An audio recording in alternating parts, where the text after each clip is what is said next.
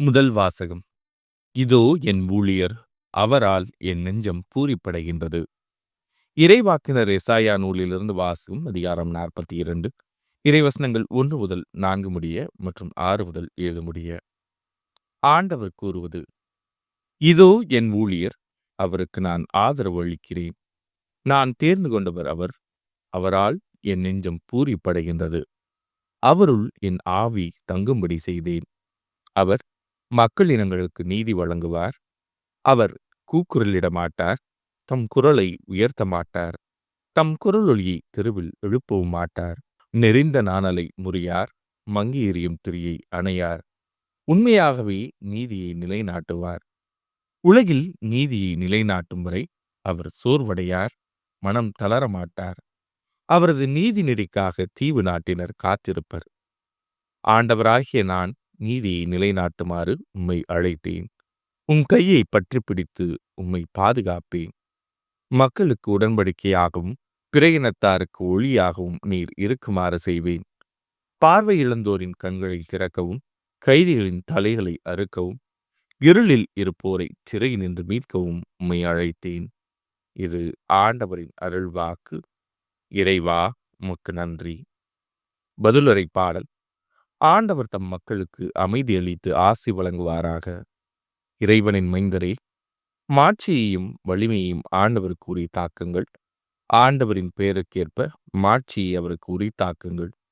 தூய மாட்சி இறங்கும் ஆண்டவரை வழிபடுங்கள். ஆண்டவர் தம் மக்களுக்கு அமைதி அளித்து ஆசி வழங்குவாராக. ஆண்டவரின் குரல் கடல் மேல் ஒலிக்கின்றது. ஆண்டவர் நீர்த்திரள்களின் மேல் வீற்றிருக்கின்றார். ஆண்டவர் குரல் வலிமை மிக்கது. ஆண்டவரின் குரல் மாட்சி மிக்கது. ஆண்டவர் தம் மக்களுக்கு அமைதி அளித்து ஆசி வழங்குவாராக. ஆண்டவரின் குரல் காடுகளை வெறுமையாக்குகின்றது. அவரது கோவிலில் உள்ள அனைவரும் இறைவனுக்கு மாட்சி என்று ஆர்ப்பரிக்கின்றனர். ஆண்டவர் வெள்ளப்பெருக்கின் மீது வீற்றிருக்கின்றார். ஆண்டவர் என்றென்றும் அரசராக வீற்றிருக்கின்றார். ஆண்டவர் தம் மக்களுக்கு அமைதி அளித்து ஆசி வழங்குவாராக.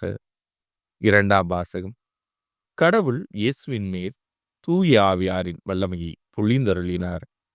திருத்தூதர் பணிகள் நூலிலிருந்து வாசகம். அதிகாரம் 10, இறைவசனங்கள் 34 முதல் 38 முடிய. கொர்நேலியு மற்றும் அவரது வீட்டாரை நோக்கி பேதுரு கூறியது: கடவுள் ஆள் பார்த்து செயல்படுவதில்லை என்பதை நான் உண்மையாகவே உணர்கிறேன். எல்லா இனத்தவரிலும் அவருக்கு அஞ்சி நடந்து நேர்மையாக செயல்படுபவரே அவருக்கு ஏற்புடையவர். இயேசு கிறிஸ்து வாயிலாக அமைதி உண்டு என்னும் நற்செய்தியை அவர் இஸ்ரேல் மக்களுக்கு அனுப்பினார். அவரே அனைவருக்கும் ஆண்டவர். திருமுழுக்கு பெறுங்கள் என்று யோவான் பறைசாற்றிய பின்பு கலிலேயா முதல் யூதேயா முழுவதிலும் நடந்தது உங்களுக்கு தெரியும். கடவுள் நாசரேத்து இயேசுவின் மேல் தூய ஆவியாரின் வல்லமையை பொழிந்தருளினார்.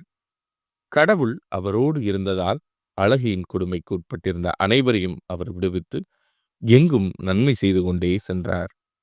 இது ஆண்டவரின் அருள்வாக்கு. இறைவா, உமக்கு நன்றி. நற்செய்திக்கு முன் வாழ்த்தொலி.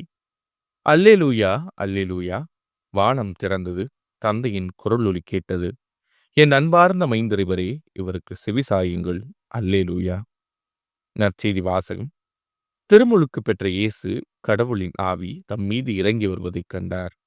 மத்தேயு எழுதிய தூய நற்செய்தியிலிருந்து வாசகம். அதிகாரம் 3, இறைவசனங்கள் 13 முதல் 17 முடிய. அக்காலத்தில் இயேசு யோவானிடம் திருமுழுக்கு பெற கலிலேயாவிலிருந்து யோர்தானுக்கு வந்தார். யோவான், நான் தான் உம்மிடம் திருமுழுக்கு பெற வேண்டியவன், நீரா என்னிடம் வருகிறீர் என்று கூறி தடுத்தார். இயேசு, இப்பொழுது விட்டுவிடும். கடவுளுக்கு ஏற்புடையவை அனைத்தையும் நாம் நிறைவேற்றுவதுதான் முறை என பதிலளித்தார். அதற்கு யோவானும் இணங்கினார். இயேசு திருமுழுக்கு பெற்றவுடனே தண்ணீரை விட்டு வெளியேறினார்.